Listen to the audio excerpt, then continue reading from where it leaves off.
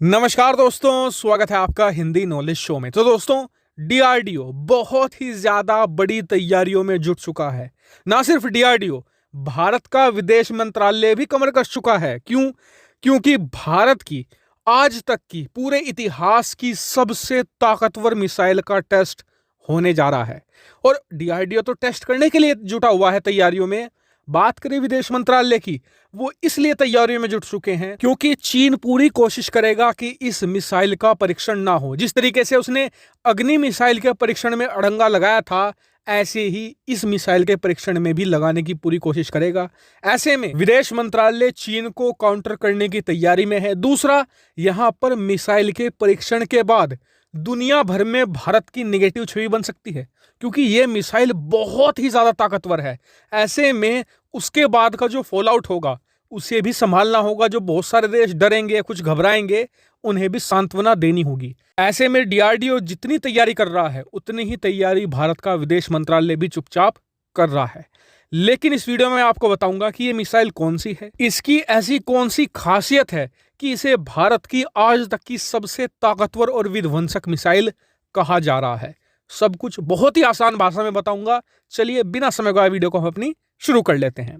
तो दोस्तों, सबसे पहले इस मिसाइल का नाम होगा K5। जी हाँ, आपको याद होगा K4 मिसाइल के बारे में, जिसे भारत ने हाल ही में अपनी नौसेना में शामिल किया है। ये उसी का एक बड़ा भाई है। बात करें K5 मिसाइल की, तो इसकी जो रेंज है वो है 5000 किलोमीटर। हालांकि ये सरकार का आंकड़ा है।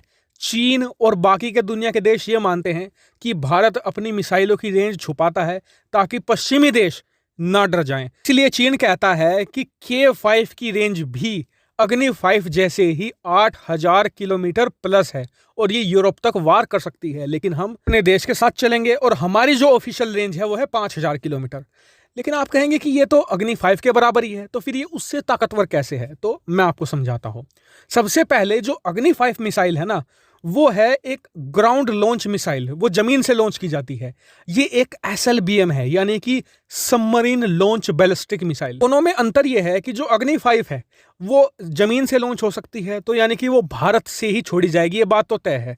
ऐसे में चीन या हमारा कोई भी दुश्मन देश सैटेलाइट के जरिए भारत पर निगाह रख सकता है और जैसे ही अग्नि 5 लॉन्च होगी वो इसका पता लगाने में सक्षम हो सकता है। लेकिन ये क्योंकि सबमरीन से लॉन्च हो सकती है, और आपको पता है समुद्र कितना ज्यादा बड़ा है, और इस समुद्र में कहीं पर भी पनडुब्बी मौजूद हो सकती है। वो हिंद महासागर में भी हो सकती है, वो दक्षिणी चीन सागर में भी हो सकती है, वो जापान सागर में भी हो सकती है। किसी को कुछ नहीं पता चलेगा। एक पनडुब्बी कहीं पर भी पहुंचकर इस मिसाइल को लॉन्च कर सकती है। इसीलिए इसे अनट्रैकेबल मिसाइल भी कहते हैं और कहा जाता है कि युद्ध के दौरान K5 ऐसा हथियार होगा भारत का जो सबसे ज्यादा इफेक्टिव होगा। इतना ही नहीं, इसकी एक और खासियत है, यह मल्टीपल इंडिपेंडेंट रीएंट्री व्हीकल यानी कि MIRV से लैस है। वो कैसे, मैं आपको आसान भाषा में बता देता हूं कि एक मिसाइल है ये पूरी, ठीक है, K5, लेकिन इसमें अलग अलग कम से कम 10 वार हेड लगाए जा सकेंगे। मतलब मिसाइल एक ही है लेकिन इसमें परमाणु हथियार करीबन 10 लगाए जा सकते हैं, जिनका वजन 2000 किलोग्राम होगा। आप जरा सोचिए कितना ज्यादा डिस्ट्रक्टिव होगा 2000 किलोग्राम के परमाणु हथियार, और एक साथ ये अलग अलग शहरों पर हमला भी कर सकते हैं। इससे कैसे फायदा मिलता है हमें, मैं आपको बताता हूं।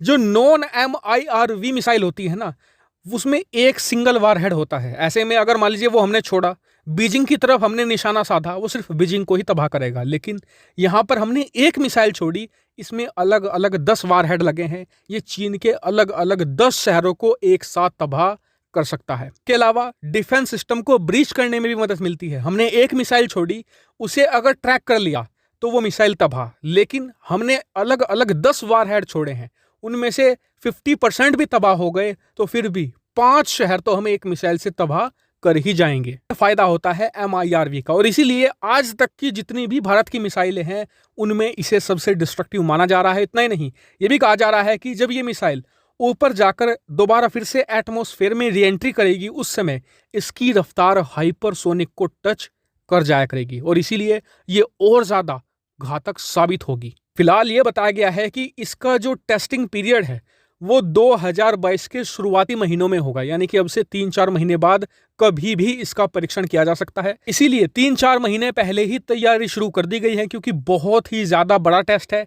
हर एक चीज को बहुत ही बारीकी से जांचा परखा जाएगा ताकि टेस्ट फेल ना हो जाए, क्योंकि अगर फेल हो गया ना, हमारी इमेज दुनिया में बहुत खराब होगी, क्योंकि इस टेस्ट पर दुनिया भर की निगाह रहेगी। जैसे ही भारत का ये टेस्ट सफल होगा, भारत दुनिया के सबसे ताकतवर देशों की क्लब में शामिल हो जाएगा, जिनके पास एक ऐसी SLBM यानी कि सबमरीन लॉन्च बैलिस्टिक मिसाइल है जिसकी रेंज 5000 किलोमीटर प्लस होगी। हालांकि आपका इसके बारे में क्या मानना है, कमेंट करके जरूर बताएगा। साथ ही वीडियो को शेयर कीजिएगा और चैनल को सब्सक्राइब करना बिल्कुल मत भूलिएगा। Thank you very much for watching video.